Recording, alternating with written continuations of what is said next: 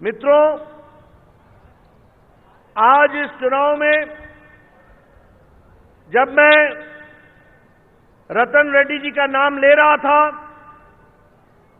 तो मैं जो आपकी तालियों की आवाज सुनाई दी,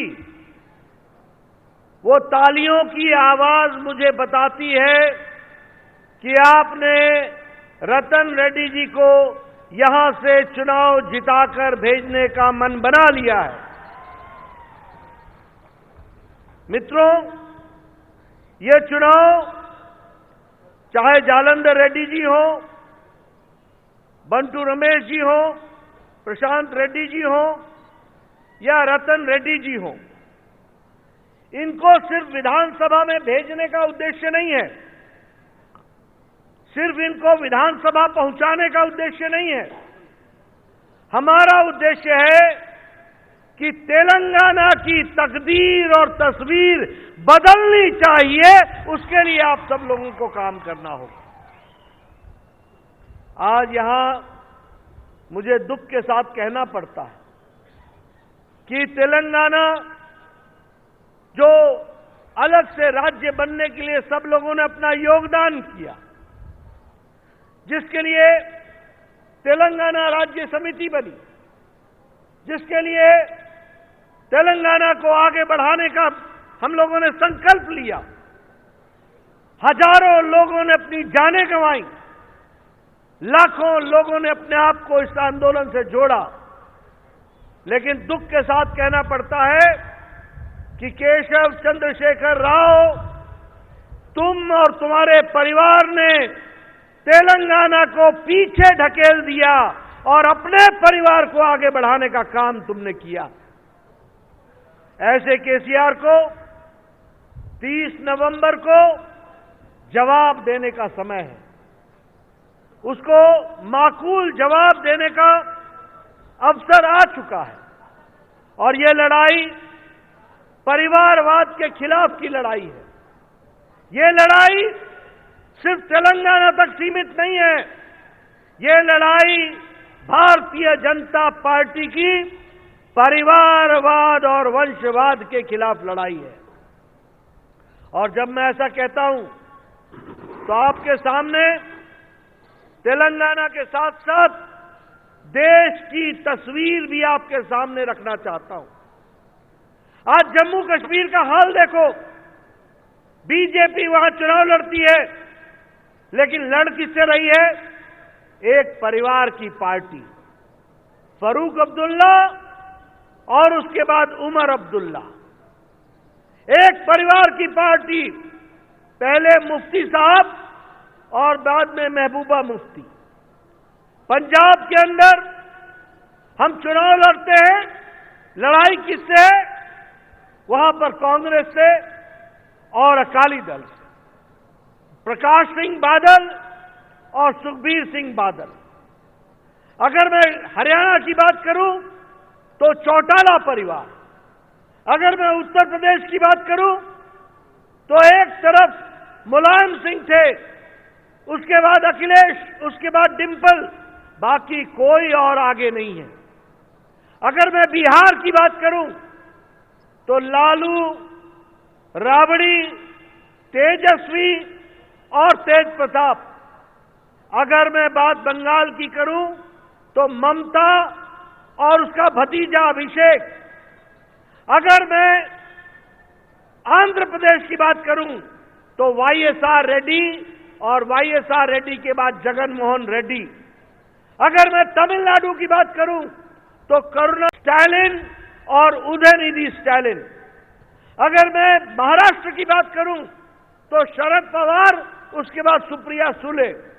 अगर मैं महाराष्ट्र की बात करूं तो उद्धव ठाकरे और उसके बाद उसका आदित्य ठाकरे।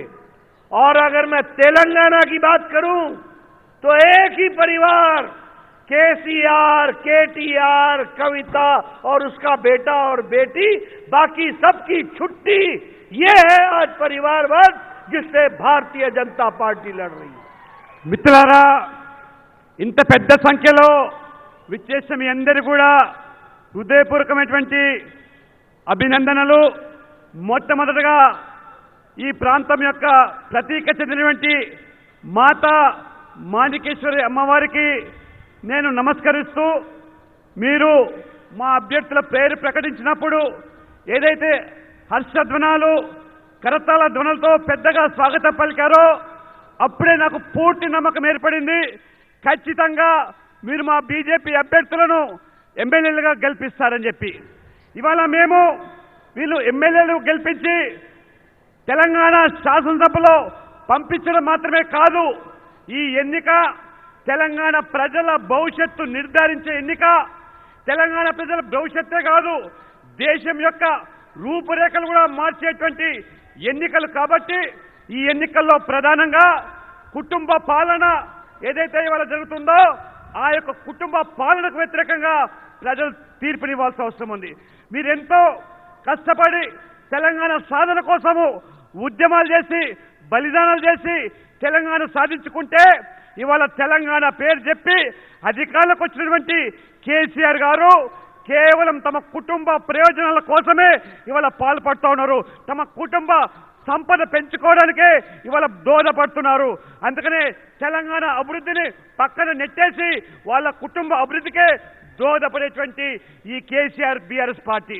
అంతేకాదు దేశంలో ఉన్నటువంటి ఒక రాజకీయ పార్టీలన్నీ చూస్తూ ఉంటే ఇవన్నీ కూడా కుటుంబ పార్టీలే. జమ్మూ కాశ్మీర్ నుంచి మొదలుకుంటే ఇవాళ ఏ రకంగా షేక్ అబ్దుల్లా, ఫరూక్ అబ్దుల్లా, ఉమర్ అబ్దుల్లా ఆ నుంచి మొదలుకుంటే ఇవాళ అన్ని రాష్ట్రాల్లో కూడా మహారాష్ట్ర కానీ లేదా ఆంధ్రప్రదేశ్ కానివ్వండి, వెస్ట్ బెంగాల్ కానివ్వండి, అన్ని హర్యానా, ఉత్తరప్రదేశ్తో సహా తండ్రి కొడుకులు కూతుళ్ళు మాత్రమే రాజ్యం వెళ్తున్నారు. చివరికి తెలంగాణలో కూడా కేసీఆర్, కేటీఆర్, కవిత, హరీష్ రావు మాత్రమే. కాబట్టి దయచేసి మీరందరూ కూడా ఆలోచన చేసి ఈ ఎన్నికల్లో మీరందరూ కూడా ప్రధానమైనటువంటి భూమిక నిర్వహించి దేశం కోసం రాష్ట్రం కోసం పాటుపడేటువంటి बीजेपी మీరు సమర్థించాల్సిగా నేను కోరుతా ఉన్నాను. मित्रों, एक तरफ प्रधानमंत्री मोदी जी तेलंगाना के विकास के लिए पैसा भेजते हैं, तो दूसरी तरफ एक परिवार भ्रष्टाचार के नाम पर उस पैसे का दुरुपयोग करके वो पैसा आप तक आपके विकास में न लगे इसके लिए काम करता है। मैं यहां ये भी बताना चाहता हूं कि आज मोदी जी ने जहां जहां बीजेपी का राज्य है और केंद्र सरकार ने पेट्रोल और डीजल के प्राइस को घटा दिया, पेट्रोल और डीजल के वैट को राज्यों ने हटा दिया जहां जहां बीजेपी की सरकार थी। लेकिन केसीआर ने यहां पर पेट्रोल और डीजल के दाम नहीं घटाए। आज सबसे ज्यादा महंगा डीजल किसान को मिलता है तो तेलंगाना में मिलता है। आज महंगाई अगर सबसे ज्यादा है तो तेलंगाना में सबसे ज्यादा महंगाई है। 8.5% की महंगाई इन्फ्लेशन है। एक तरफ मोदी जी लोगों के संतुष्टिकरण के लिए काम करते हैं, तो दूसरी तरफ केसीआर तुष्टीकरण के लिए काम करता है। और जब मैं तुष्टीकरण कहता हूं तो इसको गरीबी, महंगाई, किसानों के विकास इससे मतलब नहीं है। इसको वोट चाहिए और वोट लेने के लिए धर्म का सहारा लेकर के उर्दू को दूसरी राज्य भाषा बनाना, एक विशेष धर्म को जिसको 4% का असंवैधानिक आरक्षण मिला है उसको 12% करने का प्रस्ताव रखना, मंदिरों की भूमि को दूसरे कामों में लगाने का काम, ऐसे तुष्टीकरण करने का काम हमारी तेलंगाना की सरकार केसीआर के नेतृत्व में कर रही है। मैं यहां ये भी कहना चाहूंगा, ये जो बीआरएस है ये बीआरएस नहीं है, ये भ्रष्टाचारी रक्षा सुलह समिति है। ये हमको ध्यान में रखना चाहिए। ये भ्रष्टाचार की जननी है, भ्रष्टाचार की जड़ है और देवताओं के स्थान पर राक्षसों की तरह तेलंगाना को लूटने का काम ये सरकार कर रही है। आज क्या ये सच्चाई नहीं है कि यहां के ये धरनी पोर्टल के नाम से गरीब लोगों की धरती और जमीन को हरनी का काम किया है, तो ये तेलंगाना की सरकार ने किया है। उसी तरीके से ये जो हमारी कॉन्स्पिरेसी चलती है, गरीब आदमियों के जमीन को, अच्छी जमीनों को किस तरीके से हड़पा जाए और गरीब किसानों को जो हल्की जमीन है उसको देने का काम ये सरकार कर रही है।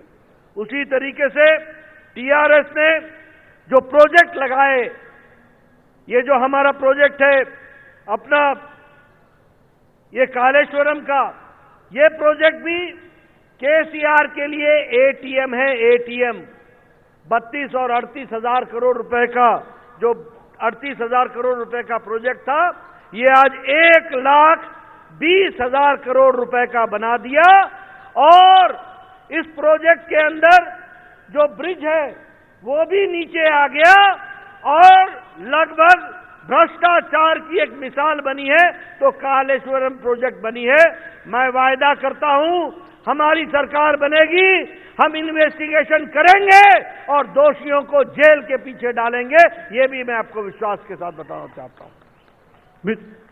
మిత్రులారా, మోదీ గారు ప్రధానమంత్రిగా దేశ ప్రజల ప్రయోజనాల కోసం పనిచేస్తూ వారు అన్ని వర్గాల శ్రేయస్సు కోసం పనిచేస్తూ ఉంటే, ఇవాళ కేసీఆర్ గారు బీఆర్ఎస్ పార్టీ బుజ్జగింపు చర్యలకు ఈ రకంగా ఓట్ల కోసం, మైనార్టీ ఓట్ల కోసం కక్కుట్టపడి రైతుల కోసం కాదు, పేదల కోసం కాదు, యువకుల కోసం కాదు, మహిళల కోసం కాదు, కేవలం ఓట్లు రాబట్టడానికి ఏ రకమైనటువంటి ఈ చర్యలకు పాల్పడుతున్నారో ఇవాళ మనం అందరం కూడా చూస్తున్నాం. ఈ యొక్క బుజ్జగింపు చర్యల్లో ముఖ్యంగా హిందూ దేవాలయాల భూములు అన్యాక్రాంతమైన ఈ ప్రభుత్వం పట్టించుకోవటం లేదు. ఎందుకంటే వారు ఓట్ల కోసం ఏ రకంగా మరి ప్రయత్నం చేస్తున్నారో మనం చూస్తున్నాం. అంతేకాదు దేశంలోనే అత్యంత ద్రవ్యోల్బణం ఉన్నటువంటి, అత్యంత అధిక రేట్లు ఉన్నటువంటి, అధిక ధరలు ఉన్నటువంటి రాష్ట్రం ఏది ఉందంటే అది తెలంగాణ రాష్ట్రం మాత్రమే. 8.5% ద్రవ్యోల్బణ రేటు. ఇవాళ నరేంద్ర మోడీ గారు పేదల మీద భారం పడకూడదని చెప్పి, సామాన్యుల మీద భారం తగ్గించాలని చెప్పి కేంద్ర ప్రభుత్వం పెట్రోల్, డీజిల్ దాని మీద 5 రూపాయలు కేంద్రం తగ్గించి బీజేపీ పాలిత రాష్ట్రాల్లో 10-15 రూపాయలు ప్రతి పెట్రోల్ లీటర్ మీద తగ్గించి ఆ రకంగా సామాన్యులను ఆదుకుంటా ఉంటే కేసీఆర్కి మాత్రము మనసు లేదు, మనసు రాదు. ఒక్క రూపాయి కూడా పెట్రోల్, డీజిల్ మీద తగ్గించకుండా ఏ రకంగా వీరు పేదల పట్ల, మధ్యతరగతి తరగతుల పట్ల వీరికి చిత్తశుద్ధిలో ఒక్కసారి మీరు ఆలోచన చేయండి. అంతేకాదు బీఆర్ఎస్ అంటే ఏమిటి? ఇది పూర్తిగా అవినీతి పరుల సంఘంగా మారింది. ఇవాళ రాక్షసుల సంఘంగా, రాక్షసులు ఆ రోజు ప్రజలు ఏ రకంగా పట్టి పీడించారో అదే రకంగా ఇవాళ బీఆర్ఎస్ నాయకులు ప్రజలను పట్టి పీడిస్తూ ఉన్నారు. భూములు అన్యాక్రాంతం చేస్తున్నారు, ఎక్కడ పడితే అక్కడ దోచుకుంటున్నారు. కాళేశ్వరం ప్రాజెక్టు పేరు మీద రైతులకు నీళ్ళు అందిస్తామని చెప్పి 30,000 కోట్ల ప్రాజెక్టును 1,20,000 కోట్లు పెంచి ఏ రకంగా ఏటీఎంగా మార్చుకున్నారో, ఎప్పుడు పడితే అప్పుడు డబ్బులు కమిషన్లు కొట్టడానికి ఉపాయం చేసుకుంటున్నారో, మొన్న ఆ యొక్క మేడిగడ్డ దగ్గర ఆ బ్రిడ్జ్ కుంగిపోతే ఈ ప్రజాధనం ఏ రకంగా లూటీ అయిందో ఒక్కసారి మీరు అందరూ కూడా ఆలోచన చేయండి. కాబట్టి దయచేసి మీరందరూ కూడా ఈ యొక్క అవినీతిపరమైనటువంటి, కుటుంబపరమైనటువంటి ఈ బీఆర్ఎస్ పార్టీకి బుద్ధి చెప్పాల్సినటువంటి అవసరం ఎంతైనా ఉన్నది. ఇవాళ आपको याद है ना मियापुर का भूमि का घोटाला? आपको याद है ना कि 692 एकड़ की जमीन जो 4,000 करोड़ रुपए का घोटाला किया, सरकार की भूमि को गलत तरीके से हस्तांतरित किया, ये केसीआर के सरकार ने किया था कि नहीं किया था? किया था कि नहीं किया था? किया था कि नहीं किया था? ये आउटर रिंग रोड हैदराबाद में 1,000 करोड़ रुपए का किकबैक लिया कि नहीं लिया? लिया कि नहीं लिया? दलित बंधु के योजना में भ्रष्टाचार में 30% कमीशन एमएलए लोगों ने लिया कि नहीं लिया? और केसीआर ने विधायक दल की बैठक में पूछा कि नहीं पूछा कि तुम 30% का कट ले रहे हो, 30% का घोटाला करते हो। ये 30% वाली सरकार, कमीशन वाली सरकार को जाना होगा 30 तारीख को, और भाजपा की सरकार को आना होगा। इसके लिए हमको काम करना पड़ेगा। मित्रों, मैं भ्रष्टाचार की दृष्टि से आपसे बात करूं। आप बताइए, प्रधानमंत्री फसल बीमा योजना को इन्होंने लागू करने से इनकार किया कि नहीं किया? इन्होंने तेलंगाना के लोगों के खिलाफ वायदा खिलाफी की कि नहीं की? आप बताइए, ये आयुष्मान भारत को पहले लागू करने से रोका था कि नहीं रोका था? गरीब लोगों को 5 लाख रुपए का उनको इंश्योरेंस मिल सके, इसको रोकने का काम केसीआर ने किया कि नहीं किया? आपको वायदा किया था कि नहीं कि 2 BHK का हम फ्लैट देंगे? किया था वायदा? किया था वायदा? किसी को घर मिला? किसी को घर मिला? और प्रधानमंत्री आवास योजना में भी जो पैसा आया वो भी आप तक नहीं पहुंचने दिया इस केसीआर ने। प्रधानमंत्री ग्रामीण, एक तरफ मोदी जी हैं जो 5G, आप अपना मोबाइल उठाओगे तो अभी देखोगे तो उसमें 5G आएगा, 5G। और एक केसीआर का 5G है। वो केसीआर का 5G क्या है? G फॉर गरीबी, G फॉर घोटाला, G फॉर घूसखोरी, G फॉर घपलेबाजी और G फॉर गुंडा राज। बोलो, ऐसे सरकार को रहने देना है क्या? रहने देना है क्या ऐसी सरकार को? मैं पीछे से आवाज सुनना चाहता हूं, रहने देना है क्या? इसको घर भेजना है ना? 30 तारीख को घर भेजोगे ना? इन सबको जिताओगे ना? मैं यहां यह भी आपको कहना चाहता हूं कि जहां तक विकास का सवाल है तो उसमें हम ये जरूर कह सकते हैं कि जहां भारतीय जनता पार्टी की सरकार आएगी, जहां भारतीय जनता पार्टी की सरकार होगी, वहां प्रदेश में विकास होगा। जहां भारतीय जनता पार्टी की सरकार होगी, वहां महिलाओं को सम्मान मिलेगा। जहां भारतीय जनता पार्टी की सरकार होगी, वहां भ्रष्टाचार को हम हटा के रहेंगे। जहां भारतीय जनता पार्टी की सरकार होगी, वहां युवाओं को रोजगार मिलेगा। जहां भारतीय जनता पार्टी की सरकार होगी, वहां किसान और अन्नदाताओं को पूरी ताकत से उनको आगे खड़ा करने का काम मिलेगा। मैं यहां यह भी बताना चाहता हूं, बताओ, मोदी जी के राज में देश आगे बढ़ा कि नहीं बढ़ा? देश आगे बढ़ा कि नहीं बढ़ा? आज 5वें नंबर की अर्थव्यवस्था, इकोनॉमी बन गई कि नहीं? बनी कि नहीं? आज याद रखना, 2024 में आप मोदी जी को फिर से जिताओगे, यहां हमारी सरकार बनाओगे। 2028 में भारत 3रे नंबर की अर्थव्यवस्था बन जाएगा, 3रे नंबर की अर्थव्यवस्था बन जाएगी। मित्रों, मैं यहां यह भी बताना चाहता हूं, प्रधानमंत्री गरीब कल्याण अन्न योजना के तहत, गरीब कल्याण अन्न योजना के तहत जो 5 किलो गेहूं या 5 किलो चावल और 1 किलो दाल देने का काम मोदी जी ने किया है, और अगले 5 साल तक ये दिया जाएगा। ये याद रखना, इसने 13.5 करोड़ परिवारों को गरीबी की रेखा से ऊपर उठा दिया है। ये मोदी जी ने देश को बदला है। 1% से नीचे हमारे जो सबसे गरीब है, अति गरीब है, उनकी संख्या 1% से कम आ गई है। हमारे एग्रीकल्चर का बजट 6 गुना बढ़ा दिया गया है।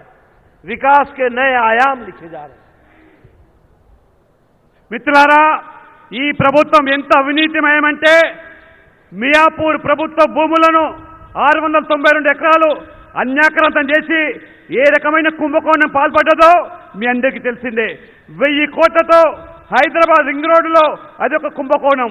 అంతేకాదు, స్వయంగా ఈ బీఆర్ఎస్ ఎమ్మెల్యేలు దళిత బంధు పేరు మీద దళితులను ఏ రకంగా దగా చేసి మోసం చేశారో ముఖ్యమంత్రి కేసీఆర్ స్వయంగా ఆ ఎమ్మెల్యేల మీటింగ్ లో మీరు 30% కమిషన్ తీసుకొని మీ అనుచరులకే ఇస్తా ఉన్నారు, ఇది వాస్తవమా కాదని ప్రశ్నిస్తే అది నోరు విప్పలేదు.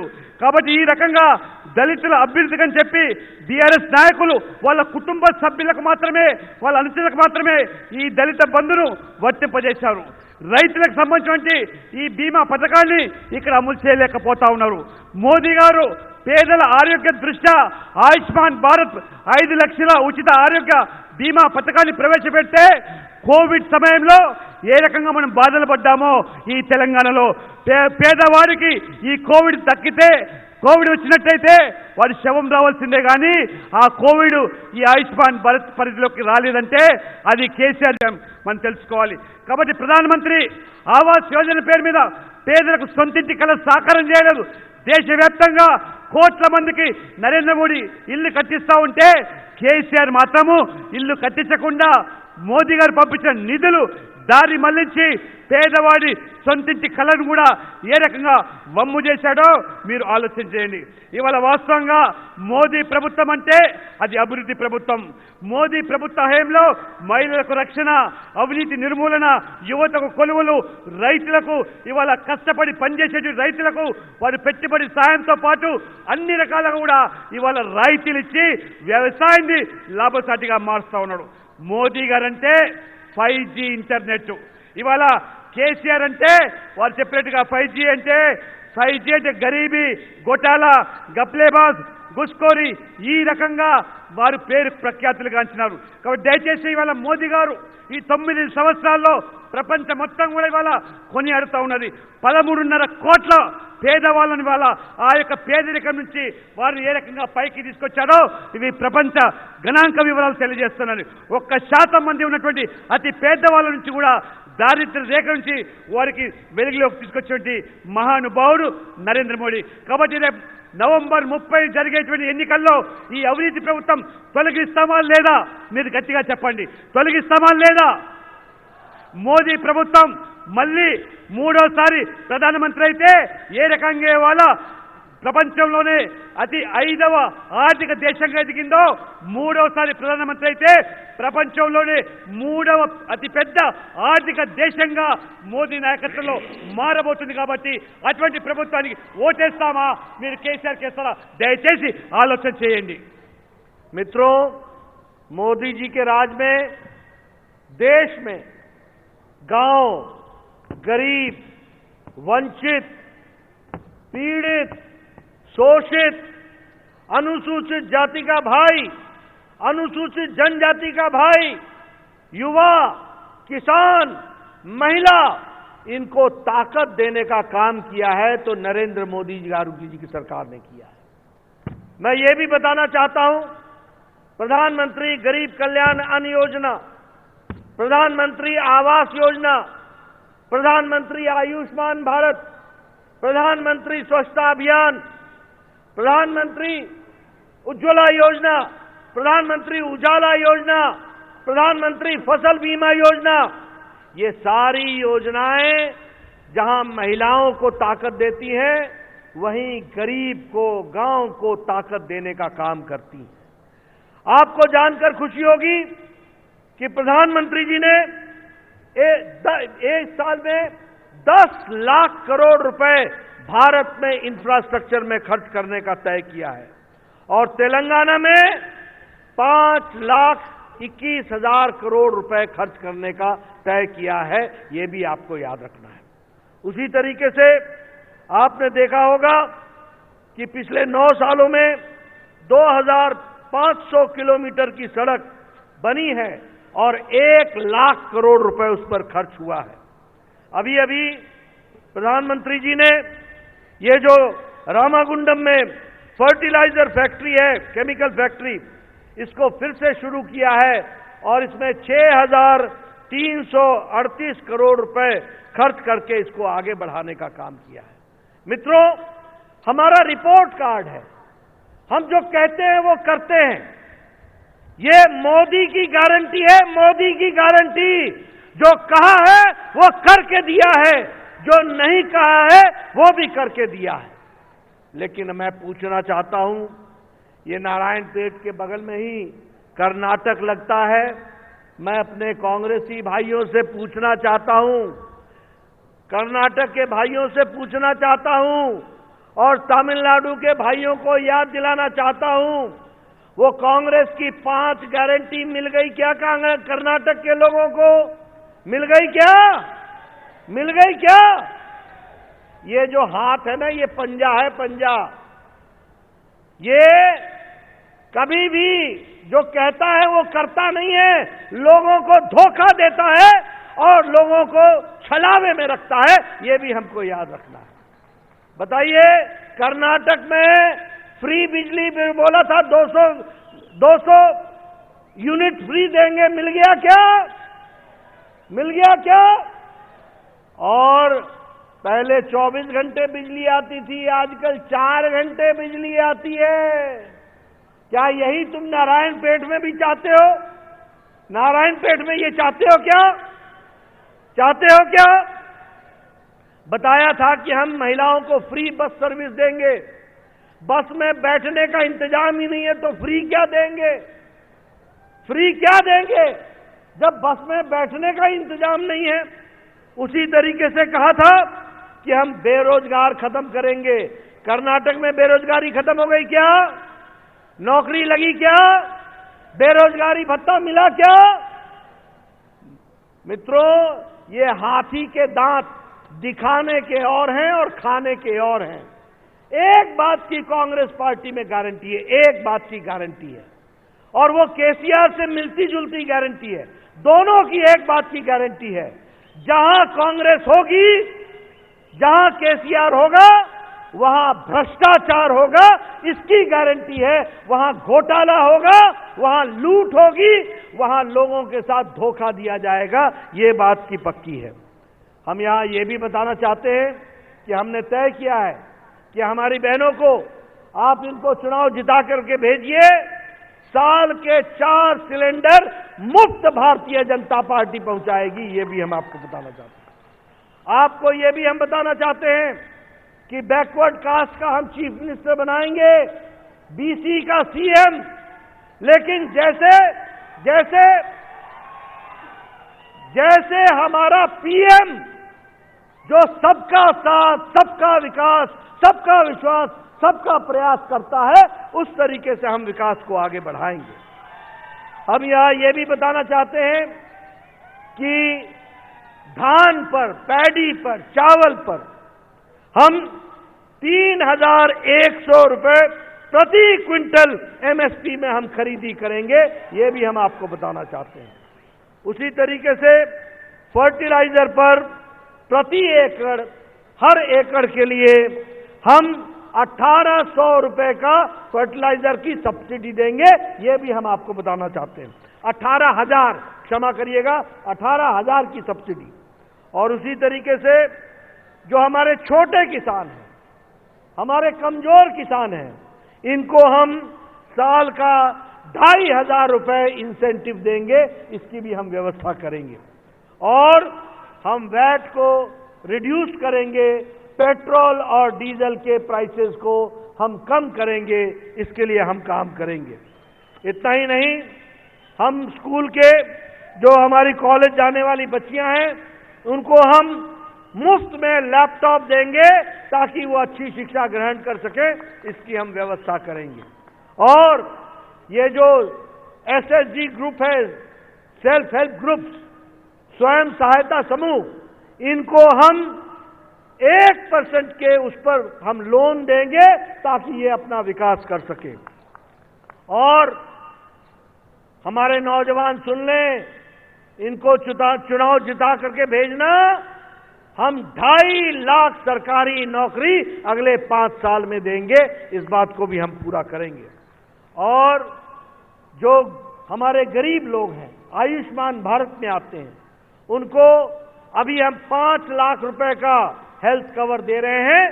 आप हमारी सरकार बनाना, 10 लाख रुपए का हेल्थ कवर उनको दिया जाएगा। इसकी व्यवस्था करेंगे। और इसके साथ साथ हमारे बुजुर्गों को, हमारे बुजुर्ग लोगों को काशी विश्वनाथ और राम मंदिर जाने के लिए मुफ्त में तीर्थ यात्रा कराने का इंतजाम करेंगे।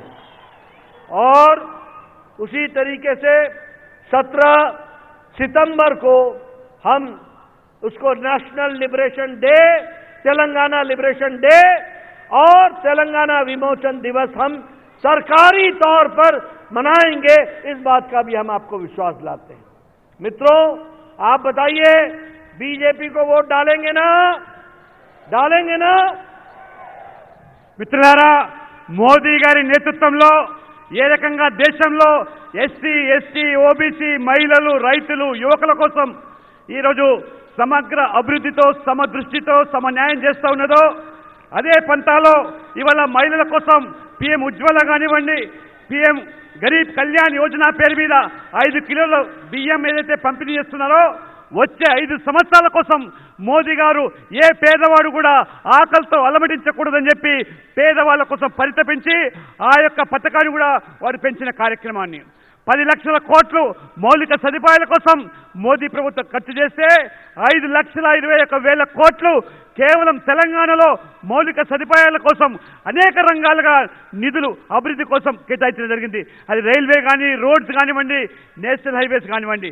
ఈ రకంగా నరేంద్ర మోడీ ప్రభుత్వం మూతబడినటువంటి రామగుండం ఎరువుల కర్మాగారాన్ని 6,300 కోట్లతో దాన్ని తిరిగి తెరిపించి అక్కడ ఉన్నటువంటి యువకులకు ఉద్యోగ ఉపాధి అవకాశాలు కల్పించడమే కాకుండా రైతులకు సరసమైన ధరలో తెలంగాణ, ఆంధ్రప్రదేశ్ కాదు దక్షిణాది రాష్ట్రాలందరికీ కూడా ఇవాళ ఆ యొక్క ఎరువులు పంపిణీ చేసేటువంటి కర్మాగారాన్ని మోదీ గారు తెరిపించారు. ఇవాళ ఒక్కసారి మీరు ఆలోచన చేయండి. మోదీ గారి గ్యారంటీ అంటే వారు చెప్పిందే చేయడము, చేయగలిగింది మాత్రమే చెప్పడము. అది వారికి ఉన్నటువంటి ప్రత్యేకత. ఇవాళ కాంగ్రెస్ గ్యారంటీ అంటే కేవలం గ్యారంటీ అవినీతి కోసం గ్యారంటీ ఇస్తాం, కుటుంబ పాలన కోసం గ్యారంటీ ఇస్తాం, ఓట్ల కోసం సంతృష్టికరమైన రాజకీయాలు నడపడానికి మేము గ్యారంటీ ఇస్తాం. కానీ కర్ణాటకలో 5 గ్యారంటీలు చెప్పారు. 200 యూనిట్స్ కరెంట్ ఫ్రీ అన్నారు. ఇప్పుడు కరెంట్ ఫ్రీ అంటే కరెంటే లేకుండా చేశారు. రైతులు ఇవాళ 5 గంటలు కూడా కరెంటు లేక ఏ రకంగా అల్లాడిపోతున్నారో ఇవాళ పొరుగునున్నటువంటి నారాయణపేటలో వారు రైతులు ఆ కర్ణాటక నుంచి వచ్చి ఏ రకంగా మీరు చేస్తే తప్పును మీరు చేయకండి, కాంగ్రెస్ నమ్మి మోసపోయామని చెప్తున్నారు. మహిళలకు ఉచితంగా బస్సు ప్రయాణం అన్నారు, ఇవాళ బస్సులే లేకుండా చేశారు. కాబట్టి ఈ రకమైనటువంటి పరిస్థితి మనకు తెలంగాణకు రావాలంటే కాంగ్రెస్ మనం కోరుకోవాలి. కాబట్టి కాంగ్రెస్ ఏ రకంగా 6 మాసాల్లోనే అక్కడ ఉన్నటువంటి యువతకు ఉద్యోగాలు ఇస్తామని చెప్పి ఉద్యోగం ఇవ్వకపోతే 3,000 నిరుద్యోగ భృతి ఇస్తామన్నారు. 6 మాసాలైంది, ఒక్క ఉద్యోగం నోటిఫికేషన్ ఇవ్వలేదు. కర్ణాటకలో ఒక్కరికి కూడా 3,000 భృతి ఇవ్వలేదు. అటువంటి కాంగ్రెస్ నమ్మి ఇవాళ తెలంగాణలో నారాయణపేటలో మోసపోతామా? మీరు ఒక దయచేసి ఆలోచన చేయండి. ఇవాళ మోదీ గారి గ్యారంటీ ఏదైతుందో ఇవాళ చాలా స్పష్టంగా తెలంగాణ భారతీయ జనతా పార్టీ ఎన్నికల ప్రణాళికలో మహిళలకు ఎవరైతే ఇవాళ పేద మహిళలు ఉన్నారో వారికి ఏడాదికి 4 ఉచితంగా గ్యాస్ సిలిండర్ ఇస్తామని బీజేపీ అధికారులకు వస్తే తెలంగాణ చరిత్రనే మొదటిసారిగా ఒక బీసీను సీఎం చేస్తామని. బీసీ సీఎం అంటే ఇవాళ నరేంద్ర మోడీ గారు పీఎం ఎట్లా అయితే అన్ని వర్గాల కోసం పనిచేస్తున్నాడో అదేవిధంగా బీసీ సీఎం కూడా తెలంగాణ రాష్ట్రంలో అన్ని వర్గాల శ్రేయస్సు కోసం కూడా అగ్రవర్ణాల పేదలకు 10% రిజర్వేషన్ మోదీ గారు ఆ రకంగా భారతీయ జనతా పార్టీ ఇవాళ మొదటిసారిగా బీసీకు సీఎం అవకాశం ఇస్తే అన్ని వర్గాల ప్రయోజనాల కోసం పనిచేస్తామని. రైతులకు ఇవాళ ఏ రకంగా ఇవాళ ప్రతి ఎకరాకు 18,000 రూపాయలు ఇవాళ సబ్సిడీ ఇచ్చి వ్యవసాయాన్ని లాభసాటిగా మార్చడానికి ప్రయత్నం చేస్తున్నామో ఆ రకంగా మరి రైతులు కూడా ఆ రకంగా ఆదుకుంటాం. అంతేకాకుండా ఎవరైతే విద్యార్థులు అమ్మాయిలు చదువుకునే వరకు డిగ్రీ ప్రొఫెషనల్ కాలేజెస్కు వెళ్ళే వారికి ఉచితంగా వాళ్ళందరికీ కూడా ల్యాప్టాప్స్ ఇవ్వబడుతుంది బీజేపీని గెలిపిస్తే. అదే రకంగా మహిళా సంఘాలకు నామమాత్రంగా 1% వడ్డీతోనే ఇవాళ పెద్ద ఎత్తున కూడా ఆ మహిళా సంఘాలకు రుణాలు కల్పించి వారికి ఉపాధి ఉద్యోగాలే కాకుండా వాళ్ళ భర్తల ఆదాయం మీద ఆధారపడకుండా ఆ రకంగా మహిళల అభ్యున్నతి కోసం పాటుపడుతుందని చెప్పి. అంతేకాదు ఏ యువకులైతే తెలంగాణలో కొలువుల కోసం కొట్లాడి తెలంగాణ తెచ్చుకుంటే ఈరోజు కేసీఆర్ యువకులను నిరుద్యోగులను మోసం చేశాడో బీజేపీకి ఓటేసి గెలిపిస్తే 5 సంవత్సరాలనే 2.5 లక్షల ప్రభుత్వ ఉద్యోగాలు నిర్దిష్ట సమయంలో నిర్దిష్టమైన కాలంలో భర్తీ చేసి పూర్తిగా మీకు వారికి హామీ ఇస్తా ఉన్నాం. అంతేకాదు పేదల ఆరోగ్యాన్ని దృష్టిలో పెట్టుకొని 10 లక్షల ఇవాళ 5 లక్షల ఆయుష్మాన్ భారత్ అయితే రాష్ట్రంలో అధికారులకు వస్తే పేదవాడి వైద్యం కోసం కూడా 10 లక్షల ఆరోగ్య బీమా. అంతేకాకుండా తెలంగాణ ప్రజలు ఆ రోజు నిజాంకు వ్యతిరేకంగా రజాకార్లకు వ్యతిరేకంగా పోరాడి సాధించుకున్న ఈ యొక్క హైదరాబాద్ విమోచన 17 సెప్టెంబర్ తెలంగాణ విమోచన దినోత్సవాన్ని కూడా ప్రభుత్వ పరంగా రాష్ట్ర వ్యాప్తంగా కూడా ఆ రకంగా జరిపి ఆ పోరాట యోధులను సన్మానించుకొని వారికి ప్రత్యేకంగా గుర్తిస్తామని. చివరిగా ఈరోజు తెలంగాణలో ఉన్నటువంటి అందరి కూడా సీనియర్ సిటిజన్స్కు వాళ్ళందరూ కూడా వృద్ధులందరూ కూడా ఇవాళ భవ్యమైన రామ మందిరం అదే రకంగా కాశీ విశ్వనాథ్ యొక్క దర్శనానికి ఉచితంగా ఈ యొక్క ప్రయాణాన్ని కల్పించి దర్శనాన్ని కూడా చేపించడానికి భారతీయ జనతా పార్టీ సిద్ధంగా ఉందని చెప్పి కూడా నేను స్పష్టం చేస్తా ఉన్నాను. इसलिए मेरा निवेदन है कि तेलंगाना से भ्रष्टाचार को जड़ मूल से समाप्त करने के लिए और विकास लाने के लिए भारतीय जनता पार्टी को आपका समर्थन मिले. इसलिए मेरा निवेदन है कि तुष्टीकरण से छुटकारा पाने के लिए और सबका साथ, सबका विकास, सबका विश्वास, सबका प्रयास को आगे बढ़ाने के लिए भारतीय जनता पार्टी को आपका समर्थन मिले. और इसलिए मेरा निवेदन है कि जो लोग परिवारवाद, वंशवाद को आगे बढ़ाते हैं उनसे निजात पाने के लिए भारतीय जनता पार्टी का समर्थन करें. और इसलिए मैं आपसे ये निवेदन करने आया हूं कि इस चुनाव में बताइए कमल खिलाएंगे ना? कमल खिलाएंगे ना? 30 तारीख को कमल का बटन दबाएंगे ना? के रतन रेड्डी को चुनाव जिताएंगे ना? हमारे जालंधर रेड्डी को चुनाव जिताएंगे ना? हमारे बंटू रमेश को चुनाव जिताएंगे ना? और हमारे के प्रशांत रेड्डी को चुनाव जिताएंगे ना? सबको विधानसभा में भेजेंगे ना? आपका बहुत बहुत धन्यवाद. जय भारत, जय तेलंगाना. మిత్రులారా, తెలంగాణ నుంచి ఈ అవినీతి కుటుంబ పాలన నుంచి విముక్తి చేయడానికి మీరందరూ కూడా ఈ ఎన్నికల్లో బీజేపీని బలపరచాలి. ఈ బుజ్జగింపు చర్యలకు, ఓటు బ్యాంక్ రాజకీయాలకు స్వస్తి పలకాలి అంటే సబ్కా సాత్ సబ్కా వికాస్ కావాలంటే మీరందరూ కలిసి సంఘటితంగా కమలాన్ని ఎన్నికల్లో వికసింపజేస్తారా? కమలానికి ఓటు వేస్తారా? కమలానికి ఓటేసి గెలిపిస్తారా? మా అభ్యర్థులు రతన్ పాండురంగారెడ్డి, జలంధర్ రెడ్డి, ప్రశాంత్ రెడ్డి, బంటు రమేష్ గారిని గెలిపించి బీజేపీని అధికారం తీసుకొస్తారా? ఒక్కసారి అందరూ కలిసి నినదించండి. భారత్ మాతాకి.